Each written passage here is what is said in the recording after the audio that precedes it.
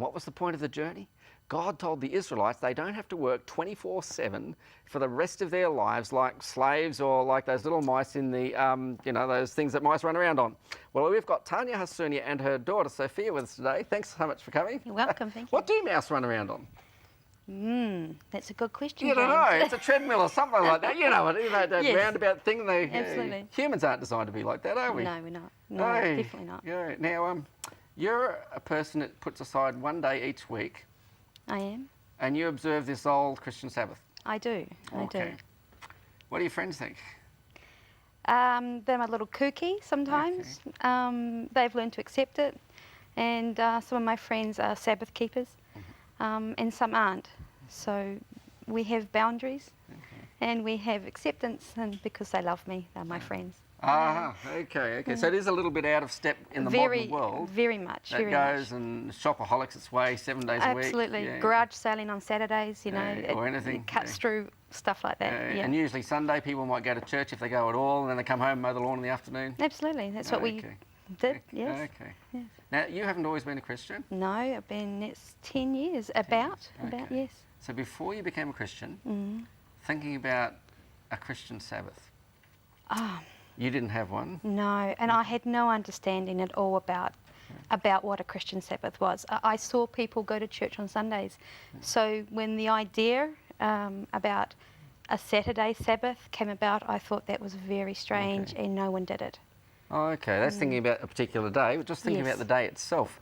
What people used to do on the day or not do on the day. You used to do, you'd have 7 days, you just do the same kinds of things every day? Yes, you'd have, prior to any Christian experience, Saturday was a day that we garage sale carried on. Sunday was a day we went and did other things too. So it was working and then playing. And that was it. So it didn't really make any difference whether someone went to church on Sunday, Saturday, whenever. No. They didn't really have a Sabbath. No, I didn't. No. And now you do come to a screaming stop.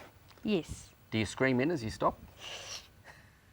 At first, it's a very different thing to change a lifestyle process when you're free to do anything you want, and then start realising that there's something more, and there's a benefit to keeping a Sabbath, keeping a whole day, and you flounder at first. The benefit is total rest, connecting with friends and family to enjoy a day that is away from what you do. And I've noticed that more as I've moved through my own Christian walk, especially now I'm studying full time. Now you've brought your daughter Sophia along. And your daughter's 16, 17? 16. 16, man, I'm glad I got that right. And Sophia, you've been a Christian for a while, and you also write songs. Yes. And what's the title of your latest song? It's called I Choose You. Okay. And do you mind if I ask you a kind of like a direct question? Sure. Why would someone choose God?